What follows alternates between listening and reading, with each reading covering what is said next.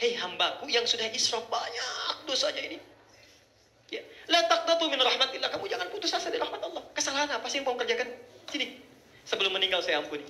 Sebelum meninggal saya ampuni. Masya Allah. Dibayangkan ya, kalau Anda sudah ditawarkan 5 keadaan ini, kecil dimaafkan, dosa menengah sampai banyak, sampai tak terhitung, mau dimaafkan juga, masih mau diampuni. Masih mau diampuni. Ya. Masya Allah. Dan sudah ditawarkan ini, nggak mau minta ampun juga, dengan cara apa lagi Allah mesti mengampuni? Anda belum tentu hidup sampai malam hari. Begitu sore meninggal. Ya. Bisa terjadi. Karena itu, ketika Anda terpikir untuk bertobat, segerakan saat itu tobat. Segerakan. Ya. Kapan waktu yang terbaik? Saat merasakan kesalahan, tiba keinginan.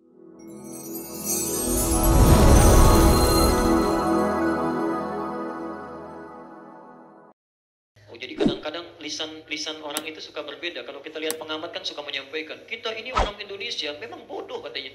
Kalau Anda mau bodoh jangan bawa-bawa kita. Anda aja yang bodoh gitu ya. Ya orang lain jangan diajak. Hati-hati dalam memilih kalimat ya.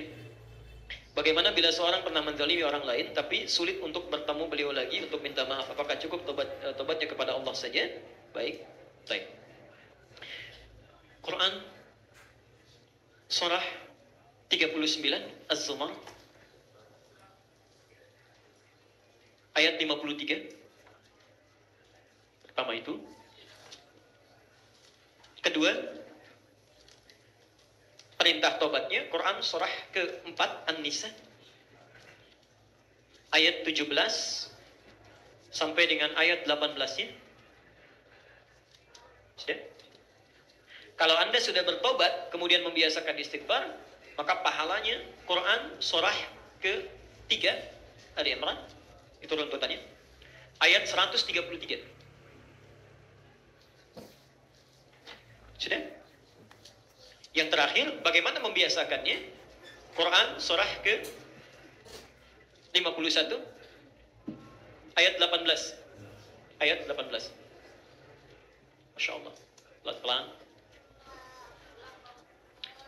Ya. Saya mulai dari ayat yang pertama. Nanti sambil mengulang Bu ya. Dari ayat yang pertama. Quran surah Az-Zumar, Quran surah 39 ayat 53. Perhatikan kalimatnya. Qul ya ibadiyalladzina asrafu ala anfusihim la taknatu min rahmatillah. Masyaallah. Ada ayatnya? Katakan Muhammad pada hamba-hambaku yang sudah bergelimang dengan dosa. Bergelimang dengan dosa. Anda mesti paham dulu sebentar, dosa di Quran itu dibagi 5 tingkatan. 5 tingkatan. Ini yang paling tinggi. Pertama disebut dengan khata, sering saya ungkapkan. Khata'un. Khata itu satu kesalahan, tapi belum tentu ada dosanya. Dia salah, tapi belum tentu berdosa. Misal, alhamdulillah, salat subuh tadi, ya, jam 4 lewat 14. Orang ini datang setengah 5 misalnya, salat. Salah tidak? Salah. Yang benar tepat waktu. Ya. Tapi belum tentu dosa. Belum tentu dosa. Barangkali ada hambatan di jalan. Ya. Barangkali bangun kesiangan dan sebagainya. Dia menyalahi kaidah, tapi belum tentu berdosa. Kaidahnya, sholat terbaik tunaikan tepat waktu. Ya, tapi karena ada hambatan tertentu, dia tidak bisa menunaikan tepat pada waktunya. Maka dia keliru, tapi belum mengandung dosa. Tidak dosa dia. Ya. Namanya khata'un. Sifat Allah yang memaafkan orang salah walaupun belum tentu berdosa, itu disebut dengan al-afwu. Al-afwu. Al-afwu, ya. Dan kita meneladani sifat ini ketika ada seseorang meminta maaf misalnya, ya, dia ucapkan dia punya salah, dia minta maaf. Apa yang diucapkan? Afwan. Afwan. Al-afwu. Orang Maroko mengatakan al-afwu, ya. Maksudnya mohon maafkan saya walaupun belum tentu ada dosanya. Tolong, ya. Orang ini mengatakan labas, ya nggak apa-apa, jangan difikirkan. Jelas sampai sini? Yang kedua, ada orang memiliki kesalahan, mengandung dosa, tapi dosanya belum banyak. Ya, belum banyak. Misal, adzan subuh jam 4 lewat 14. Orang sudah pada sholat, dia olahraga dulu misalnya. Sengaja mengabaikan sholat, mau olahraga dulu. Ya, salah tidak? Dosa tidak? Dosa. Ya, dosa yang seperti ini naik tingkat dari khata'un menjadi dzambun. Ini Allah memiliki sifat al-afu, afu. Yang ini saking sayangnya Allah, kalau dia mau tobat diberikan ampunan oleh Allah, diampuni. Sifat Allah yang mengampuni orang punya dosa walaupun belum banyak, misalnya dalam tanda petik disebut dengan Ghafir. Di Quran surah Ghafir Al-Mu'min, surah Quran surah ke-40 ayat 3 itu. Ya. Ghafir dipasangkan dengan dzambun. Ghafiriz dzambi wa qabilit taubi. Allah punya sifat Ghafir, menerima tobat orang yang punya dosa ini dzambun. Ya. Jelas ya? Baik. Teruskan. Sudah dia nggak sholat misalnya, pergi dulu olahraga, ngajak orang lain lagi. Yuk, jangan terlalu soleh, nanti kan juga masih ada waktunya, olahraga dulu aja. Misal. Ya. Salah tidak? Dosa tidak? Dosa, naik lagi dosanya. Naik lagi. Dzunubun. Dzunubun. Masya Allah. Pada yang seperti ini pun, Allah sangat sayang. Kalau kamu mau tobat, sekalian berdua tobat sini. Maka diturunkan sifat yang ketiga, namanya Ghaffar. Quran surat Nuh ayat yang ke-10 itu. Faqultu astaghfiru rabbakum innahu kana ghaffara. Bukan ghafira. Ghaffar. Ini menunjukkan umat Nabi Nuh ini meminta umat yang sudah dosanya mulai banyak, mulai berkumpul. Mulai mencela Nabi Nuh, mulai mengolok-olok dan macam-macam. Kata Nabi Nuh, dosa kalian sudah agak banyak, jangan ditumpuk lagi, cepat sekarang tobat. Allah menerima tobat kalian, dia punya sifat Ghaffar. Yang keempat, sudah nggak sholat, ngajak orang nggak sholat dan mengolok-olok orang yang sholat. Dia ajak orang lain, yuk gak usah sholat. Nah, memang orang-orang itu tuh pengen cari perhatian saja. Jam segini sudah berangkat ke masjid, bisa. Ya. Salah tidak? Dosa tidak? Dan dosanya please disebut dzunubun ma'azulmi, please. Dzunubun ma'azulmi, please. Al-Baqarah ayat 114. Quran surah 2 ayat 114. Wa man azlamu mimman mana'a masajidallahi ayyuzkara fiha. Dan siapa dibandingkan orang yang paling zalim, jadi dosa plus punya zalim, sifat zalim, dibandingkan orang yang mencegah orang lain untuk ibadah di masjid. Jadi ada orang mau ta'lim diolok-olok, ada orang misalnya mau sholat diperolok-olok, ada orang mau mendekat kepada Allah datang ke masjid ya direndahkan. Nah itu bukan cuma dosa, tapi dosa plus zalim. Kalau dia mau tobat, Allah turunkan sifat yang keempat, namanya Ghafur. Tapi yang kelima, mohon maaf, sudah ngajak orang lain nggak sholat, dia tidak sholat, mencela orang yang mau sholat, plus mabuk-mabukan juga. Dosa tidak? Dosa. Banyak tidak? Berlebihan tidak? Berlebihan dalam bahasa Arab disebut dengan israf. Israf.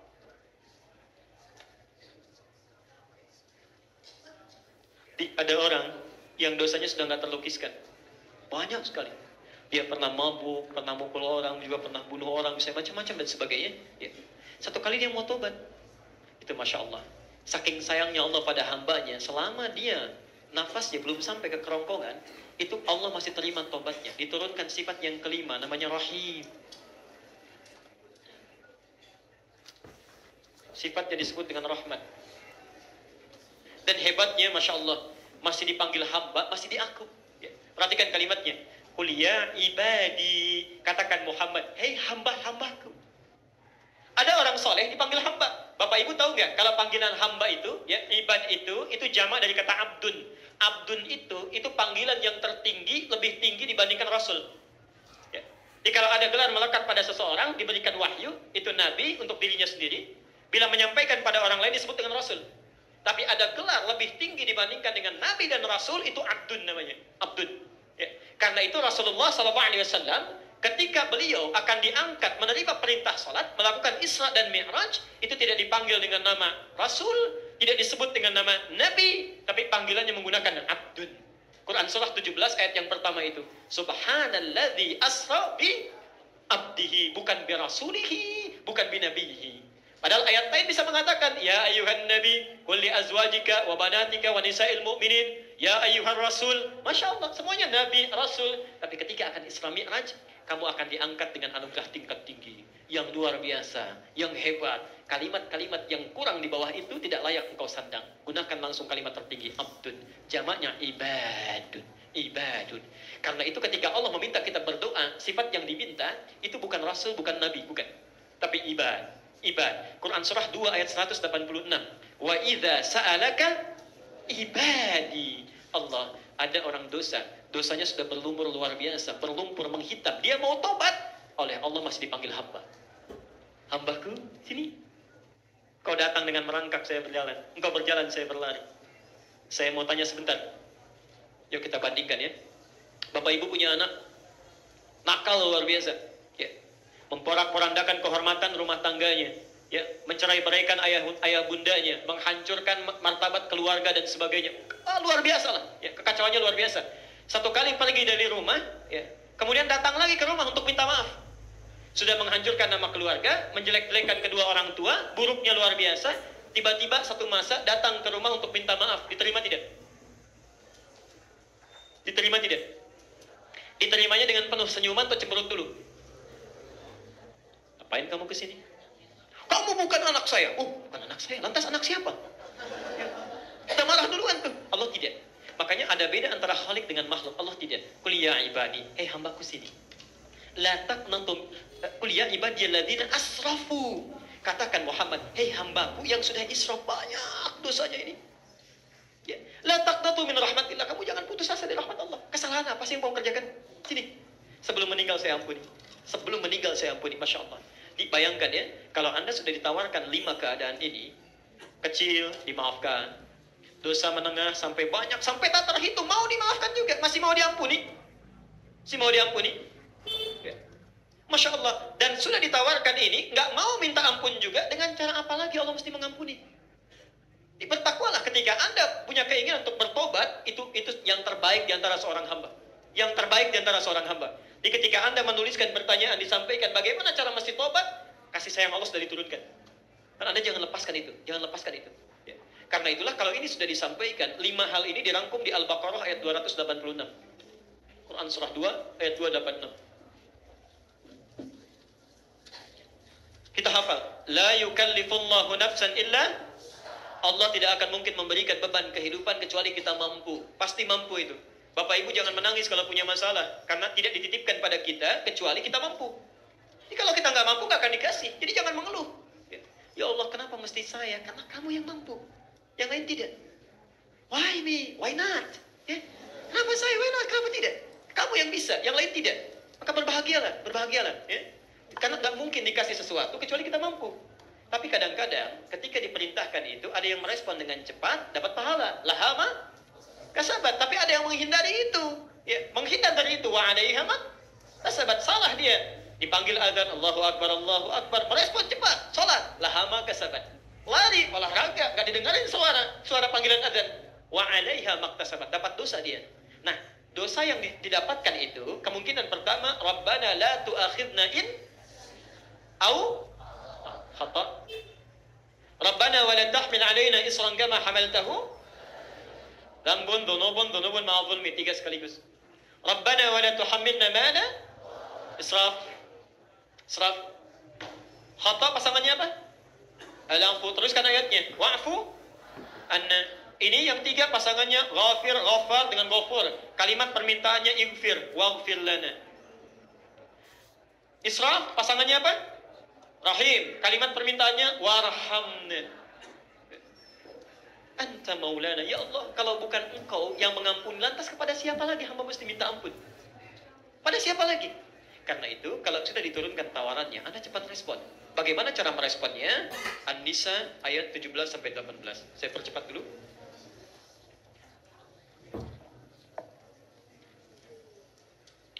Innamat taubatu lilladzina Innamat taubatu 'ala Allah lilladzina ya'maluna as-su'a bijahalatin thumma yatubuna min qarib. Ada ayatnya? Baik. Sebelah kanan posisi di bawah.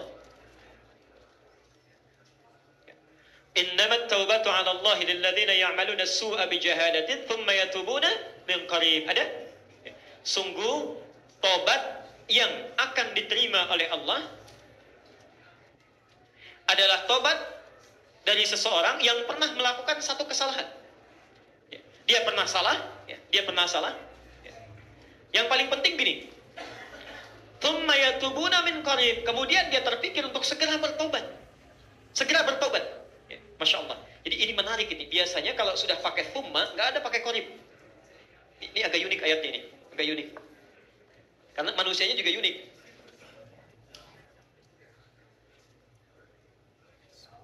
Perhatikan sini. Innamat taubatu 'ala Allahi lil ladzina ya'maluna as-su'a. Sungguh kalau ada orang mau taubat, bagaimana caranya ya Allah? Taubat itu akan diterima oleh Allah jika orang melakukan kesalahan bijahalah, karena sebab jahalah. Jadi kalau bukan jahalah, nggak akan diterima. Apa itu jahalah? Maknanya dua. Maaf, satu, jahalah itu dari kata jahlun, artinya tidak tahu, bodoh. Nggak tahu itu salah, dikerjakan. Misal, dia nggak tahu daging babi haram misalnya, dimakan. Dia makan daging babi misalnya. Ya. Dia nggak tahu. Setelah dia tahu keharamannya, dia bertobat misalnya. Dia bertobat. Nah, itu yang disebut dengan jahalah. Melakukan perbuatan salah, tapi karena tidak tahu hukum. Baik.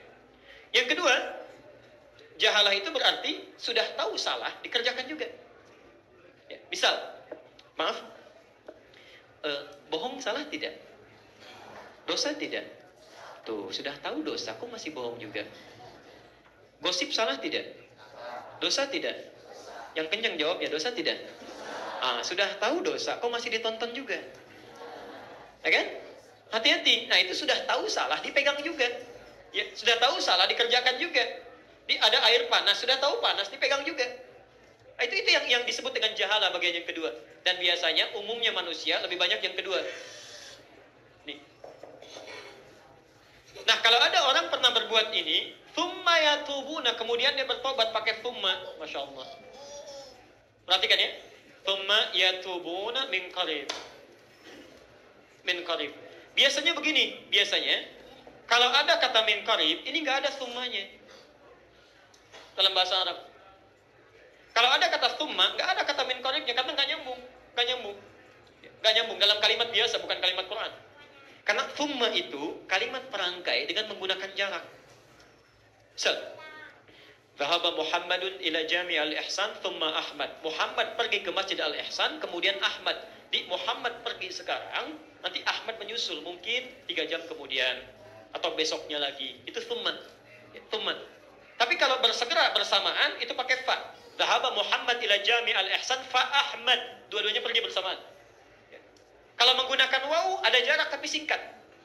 Ini yang menarik begini. Ada kalimat min qarib. Min qarib itu artinya segera. Tapi ketika meminta tobat ada thumma. Ketika dia mau tobat ada thumma. Thumma itu kan jarak yang cukup panjang. Kok bisa ada dua kalimat yang seakan-akan bertentangan? Ini mengatakan ada jarak, yang ini mengharuskan segera. Nah, ini cara membacanya, ilmu balaghah. Dia cara membacanya. Kenapa di sini menggunakan thumma? Ingin menunjukkan umumnya respon manusia ketika berbuat salah, jarang yang segera untuk bertobat. Suka menunda-nunda. Gak apa-apalah, nanti aja sekalian. Ya, sekali dosa gak apa-apa. Ini untuk menunjuk kalimat itu. Di ketika Quran menyampaikan thumma yatubun, seakan-akan Allah menyampaikan ada orang ketika berbuat salah, dia gak tobat seketika. Tapi dia menunggu, atau maaf, setelah panjang masanya baru terpikir, saya pernah salah, pernah makan harta riba, pernah mengambil hak orang lain, gak kepikiran tobat, belum terpikir. Ketika satu kali lewat di kantor ada pengajian, tersentuh, memikirkan hidupnya belum tentu lama dan sebagainya, baru kepikiran tobat. Karena itu kalimatnya menggunakan kata thumma. Nah, kalau ada orang sudah sekian lama gak kepikiran tobat, tiba-tiba tersentuh hatinya untuk tobat, maka kata Quran, min qarib, segera, jangan tunda lagi kenikmatan yang sudah Allah berikan. Itu cara memahaminya. Karena itu ketika Allah meminta disegerakan, pindah suratnya ke Quran surah ketiga ayat 133. Saya percepat. Mohon sabar sebentar ya.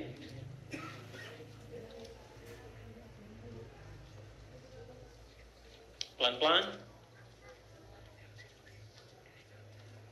Wasari'u ila maghfiratin min rabbikum wa jannatin arduha as-samawati wal ardu 'iddat lil muttaqin. Allah. Kita mau berakhir, perhatikan kalimatnya. Wasari'u, dan bersegeralah kalian ila maghfiratin, untuk mendapatkan ampunan dari Allah, segera tobat. Jadi kalau Anda sudah terpikir mau tobat, jangan tunda-tunda. Itu Allah sedang berikan kasih sayang. Masya Allah. Hati-hati. Barangkali mungkin kita tidak tahu 3 hari lagi mau meninggal, 2 hari lagi mau meninggal. Tiba-tiba Allah masih berikan petunjuk. Anda lewat, diajak oleh teman, yuk ikut taklim dulu, disampaikan. Begitu dengar kalimat taubat, terfikir. Itu kasih sayang yang Allah berikan, cepat ambil. Segerakan. Ada sara'ah, perhatikan ya. Ada sara'ah, ada sara'ah, itu lain. Ya. Coba lihat cek yang kalau Anda salat Jumat itu ya. Kan ada ayat di Quran surah ke-62 ayat 9 itu. Ya ayyuhalladzina amanu idza nudiya lis-salati min yaumil jum'ah fas'au ila. Baik, fas'au di situ artinya apa? Dan bersegeralah. Kenapa kok bisa ada kata bertobat menggunakan kata sara'ah, wasari'u artinya bersegera, tapi saat sholat Jumat kalimatnya menggunakan fas'au, diartikan bersegera. Kok bisa dua kalimat punya arti yang sama? Hati-hati. Kalau Anda mendapatkan kalimat fas'au bersegera, itu artinya bersegera dengan siap-siap. Ya, dimandi dulu, pakai minyak wangi dulu, siap-siap baru berangkat, datang di awal waktu. Ya. Makanya ibu saya mohon bu ya, saya mohon sebesar-besarnya, ini jarang sekali banyak dilakukan oleh keluarga muslim saat ini.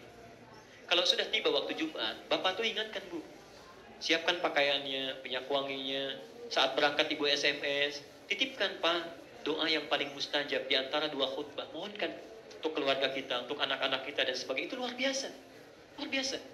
Tapi siapkan perangkatnya, itu bahasa Qurannya fas'au, siapkan dulu, perbaiki dulu penampilannya, dan masya Allah. Tapi kalau meminta kita taubat, itu kalimat fas'au dihilangkan, diganti dengan wasari'u.